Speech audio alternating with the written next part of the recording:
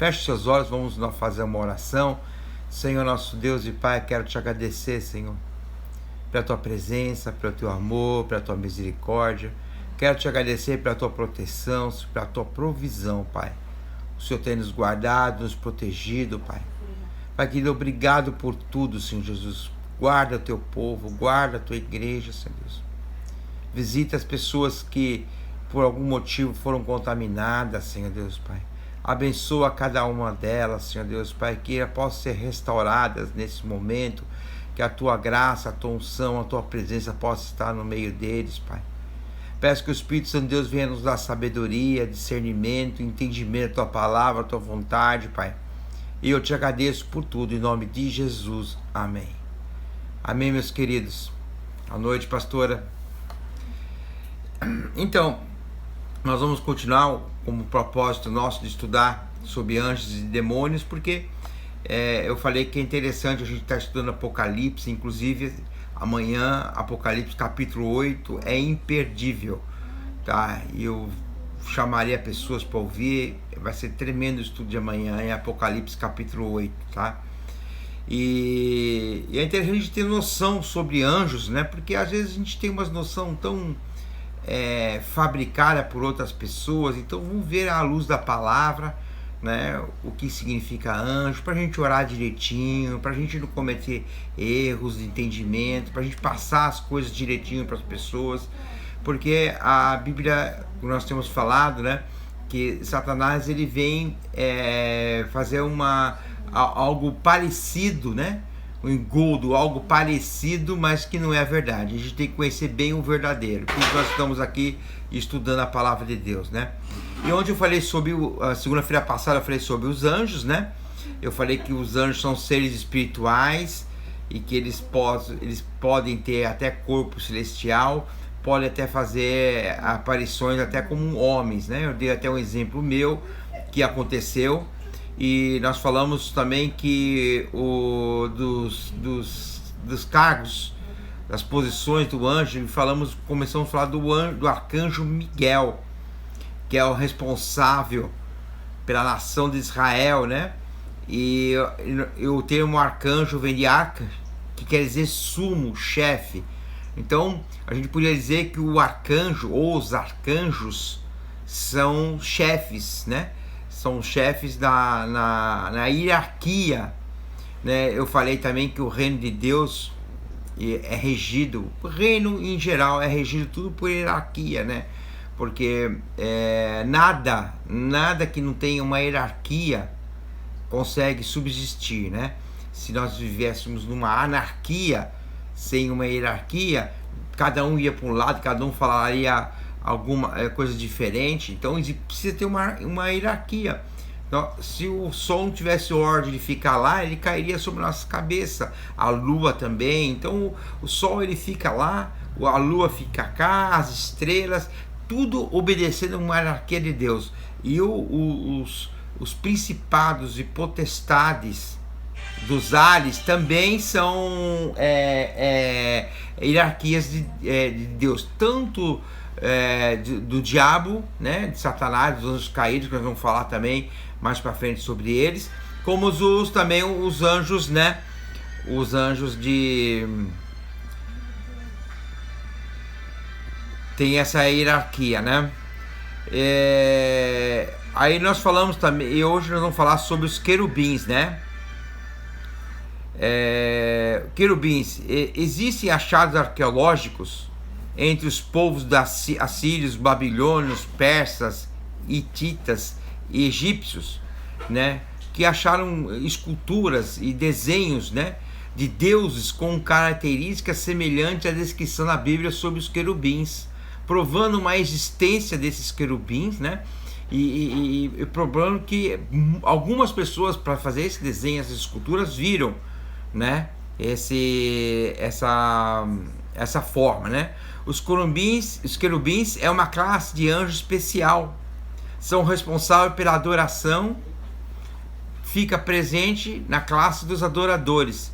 Já lá em Gênesis capítulo 3, versículo 22 a 24, então disse o Senhor Deus: eis que o homem é como um de nós, sabendo o bem e o mal. Ora, para que não estenda a sua mão e tome também a árvore da vida, e coma e viva eternamente, o Senhor Deus pôs e o lançou fora do jardim do Éden, para lavar a terra de que fora tomada.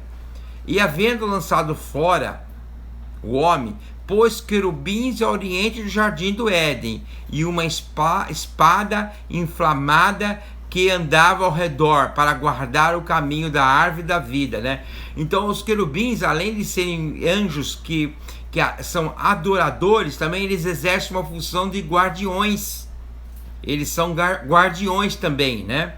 Em Ezequiel 28:14 diz assim: tu eras o querubim ungido para cobrir, e te estabeleci no monte santo de Deus. Estava no meio das pedras afoguetadas e andavas, né? Então veja bem, Lúcifer, né? Aqui está falando sobre Lúcifer, era um anjo querubim, e ele cuidava, além de ele ser um guardião das coisas de Deus, ele cuidava também do louvor e adoração a Deus. Ele era responsável pelo louvor e adoração a Deus, né? É por isso que o diabo usa muito a parte musical. É por isso que no meio dos músicos há muita droga, há muita bebida, há muito adultério. É por isso que às vezes na própria igreja há muita vaidade, sabe? Há muito estrelismo. Por quê? Porque são posições que o diabo gosta de usar. É uma posição que ele conhece muito bem, que é a música. E é interessante que a música penetra em nossas vidas, né? A gente tem, quando a gente ouve uma música, ou alguma coisa boa ou alguma coisa ruim vem à nossa mente. A música, ela fica interligada com fatos e nos faz lembrar disso. E Satanás usa muito isso, música, para poder arrebanhar pessoas, que é uma área que ele conhece bem. Música, né? Adoração. Os querubins aparecem de diversas formas, né? Com 2 ou 6 asas, nós vamos ver mais para frente, olhos por todo o corpo, em formas de animais. Então você vê que nós vimos que anjos pode estar em forma de espiritual, né? Pode também estar em forma de homem e pode aparecer em forma de animal também.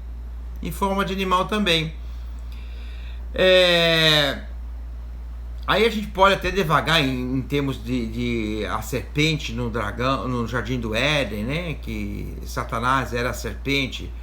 Podemos até falar, mas será que tomou a forma de uma serpente para poder enganar Eva, né? Mas isso é um caso que a gente pode ver mais para frente, né? Na Arca da Aliança, com os querubins ficam diante do trono.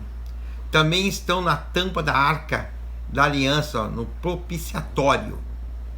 Foram feitos de ouro e eram colocados um de frente com o outro. Lá em Salmo 99:1 diz assim: o Senhor reina, trema os povos, ele está assentado entre os querubins, comova-se a terra, né? E está em Salmo 91. Em 1 Reis, aqui eu vou explicar para vocês como é que eram feitos. Eram 2 querubins feitos de madeira e revestidos de ouro. Olha o tamanho, 4 metros e 45 centímetros de tamanho, de altura. E ele tinha, a envergadura da asa dele era de 4 metros e 45 da asa. Por isso que ele falou assim, que tampava os olhos, né? Com as próprias asas, né? A asa, quando aberta, uma de cada lado no templo, né? Então eles ficavam com as asas de 4 metros de uma ponta a outra ponta, né? Daqui a aqui, daria, não é o tamanho da asa de uma asa, mas é de uma ponta até outra ponta, 4 metros e 45. Então ele tinha 4 metros e 45 de altura e 4 metros e 45 com as asas abertas. Ficava um querubim de frente para o outro, tá? Então nós vimos que arcanjos, né? São os líderes, os sumos líderes. Vimos os querubins, que são anjos de adoração, mas também são guardiões, tá? E agora nós vamos falar também dos serafins, né?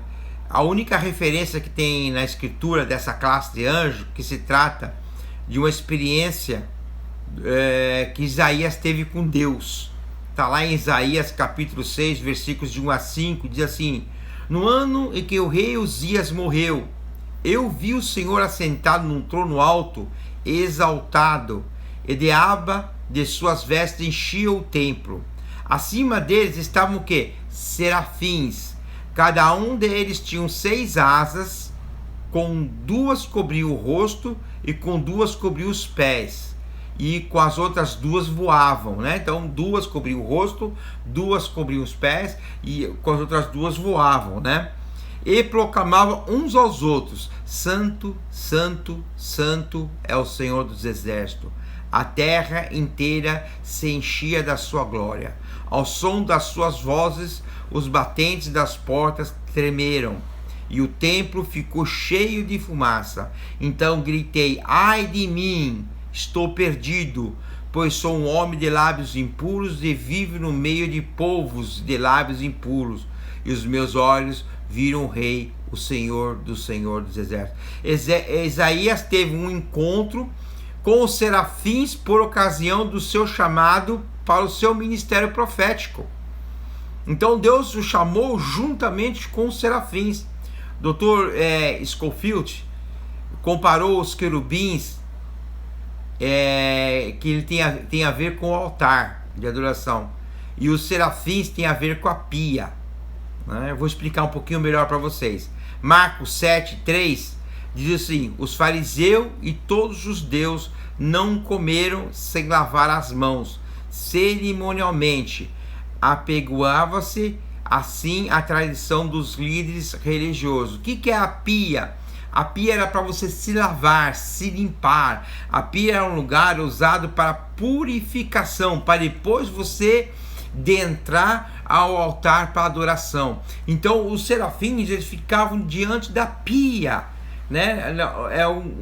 Anjos que ficam quando a gente está se limpando, se purificando. Quando a gente entra no altar do Senhor para adoração, os anjos que aparecem são querubins, né? Qual é a nossa pia de hoje? A palavra de Deus. A nossa pia hoje é a palavra de Deus, né? Característica dos anjos. O que os anjos são? São dóceis, tranquilizam as pessoas, corteses ao responder, são santos, entoam a santidade de Deus, são sábios, são reverentes, são obedientes, fiéis e são festivos, né? É uma coisa interessante que essas características de anjos, né? Quando você vê um anjo, quando você tem a visão de um anjo, uma percepção de um anjo, pode ser na forma espiritual, pode ser na forma humana, ou até na forma do animal, ele traz isso, tranquilidade, ele traz paz.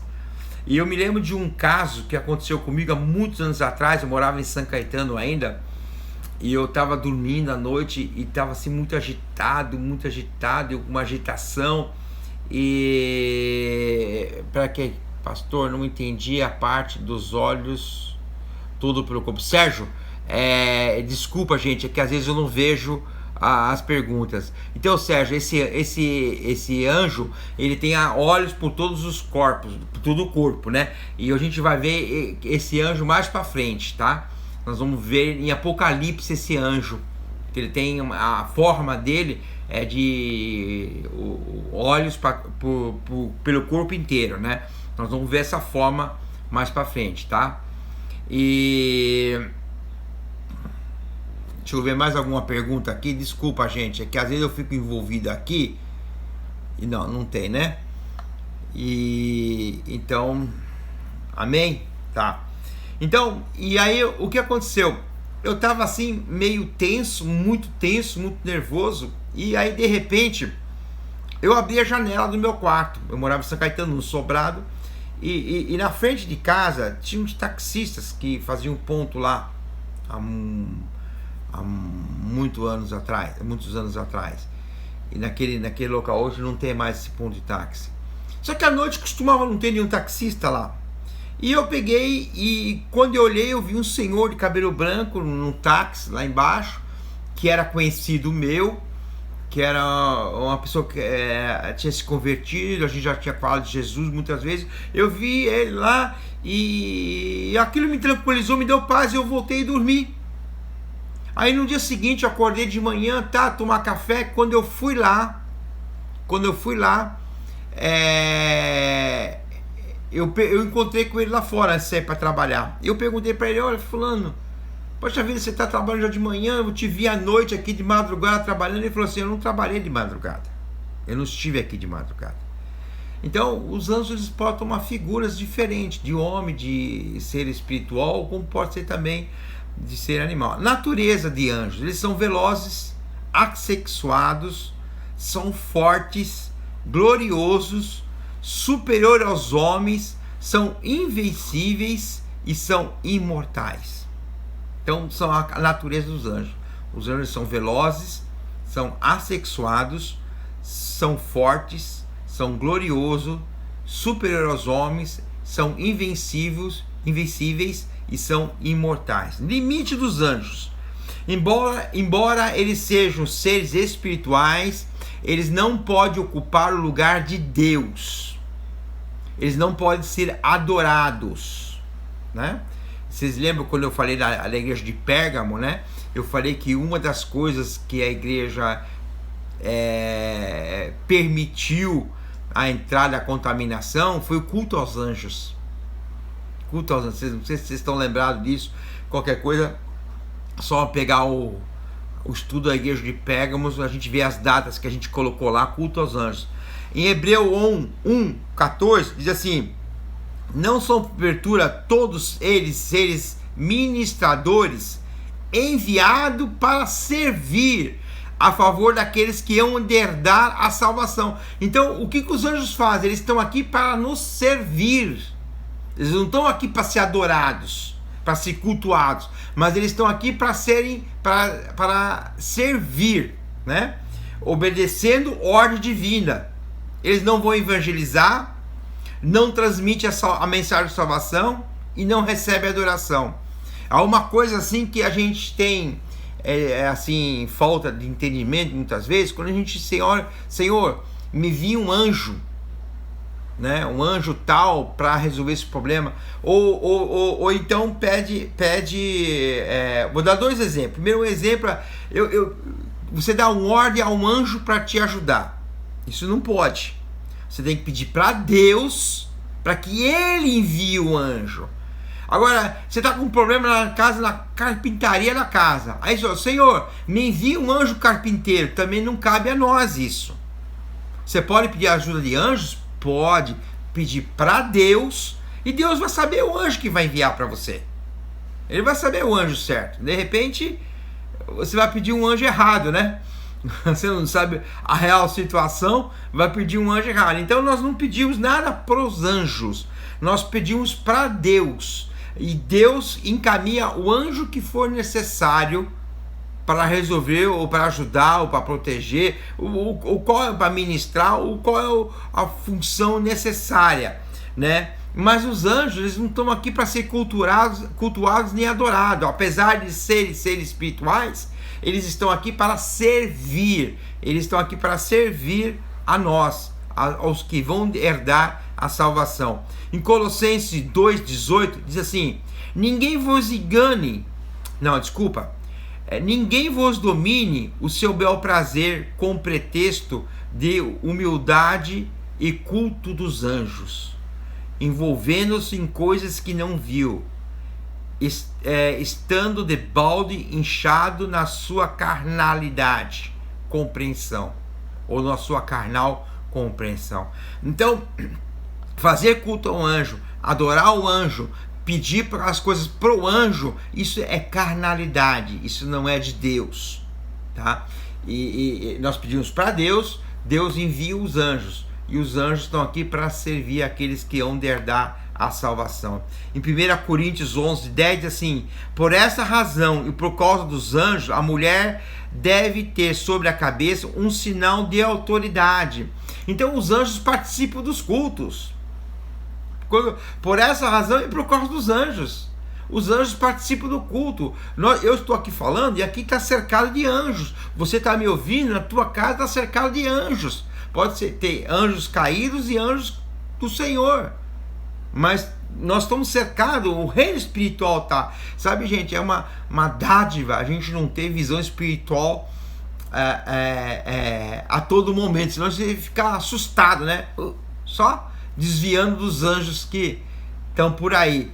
Mas os anjos participam do culto ao Senhor, né? Nós temos os querubins, que são adoradores. Então, quando nós estamos adorando, quais são os anjos que estão lá no altar do Senhor adorando? Os querubins. Na hora de concerto, na hora de entrega, na hora de pedir perdão, quais os anjos que estão lá? Os serafins, né? Os anjos serão julgados por nós. Lá em 2 Pedro 2,4 diz assim: pois Deus não poupou os anjos que pecaram, mas os lançou no inferno, perdendo-os em abismo tenebroso, a fim de serem reservados para o juízo. Então, quando nós estivermos lá no trono branco, juntamente com Jesus, a igreja, né? A igreja, juntamente com Jesus, vai julgar não só as pessoas que não têm Jesus, mas os anjos que estão no abismo hoje.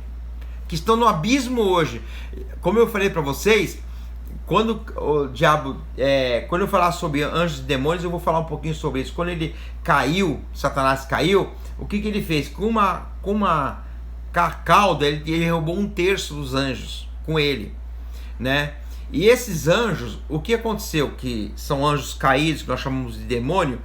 A maioria desses anjos que caíram, que são anjos mais perigosos, eles estão presos hoje no abismo. Estão presos no abismo, né? Porque nós talvez não aguentaríamos, né?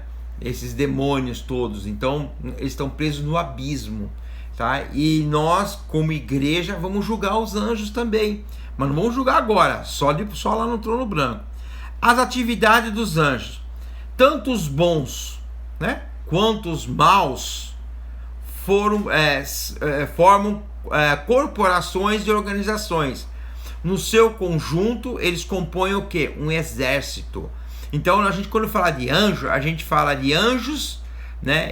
Falar de exércitos, principados, potestades, principado onde ficam os príncipes, né? Miguel e outros por aí, os príncipes, o príncipe da Pérsia, né? Eles ficam no principado.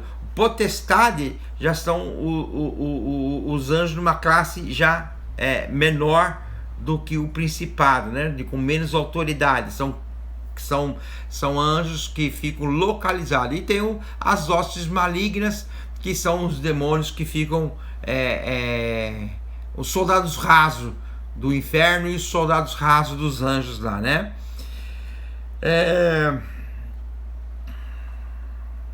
Lá em 2 Crônicas 18:18 fala assim: ouça a palavra do Senhor, vi o Senhor assentado em seu trono, com todo o exército dos céus à sua direita e à sua esquerda, né? Então 2/3 dos anjos que estão com o Senhor estão uma parte para a direita e uma parte para a esquerda, né? E aqueles que viu um exército, né, dividido entre esquerda e direita lá diante do Senhor, né? Eu vou parar por aqui para a gente não estender, mas é interessante ter esses conceitos formados na nossa mente para podermos entendermos melhor não só as leituras que nós vamos fazer, que nós vamos falar muito sobre anjos, né? Mas também ter uma compreensão sobre anjos, um entendimento, uma maturidade sobre anjos. A gente tem que aprender nós saímos da infância e crescemos com a maturidade, temos conhecimento, fazer as coisas por conhecimento de causa, né? A gente vai orar melhor, a gente vai fazer as coisas melhor, a gente vai entender as coisas de Deus melhor, sempre com entendimento, amém? Então, eu mais uma vez, não perco amanhã, terça-feira, a gente vai entrar no capítulo 8 de Apocalipse. É tremendo esse capítulo, é maravilhoso, Então eu convido você a convidar alguém que não seja da igreja também, para que possa entrar um assunto que chama a atenção das pessoas, né? Para que a gente possa dividir isso com as pessoas. Amém, meus queridos? Desculpa se eu não vi mais nenhuma pergunta, né? O Sérgio, você me desculpa, eu não vi você. A gente enxerga, mas a gente tem a pastora que puxou a orelha falando que você tinha feito uma pergunta. Amém? Então vamos fechar nossos olhos, vamos orar para a gente encerrar essa live. Pai querido, Senhor Deus, eu quero te agradecer, Pai, por esses minutos que nós tivemos juntos aqui, Senhor. Junto à tua palavra, junto com os irmãos, Senhor. Muito obrigado, Pai. Senhor Deus, como é precioso poder estar na tua presença, como é precioso poder estar diante de ti. Pai, eu peço que o Espírito Santo de Deus fale comigo, com cada um ainda essa noite, Pai.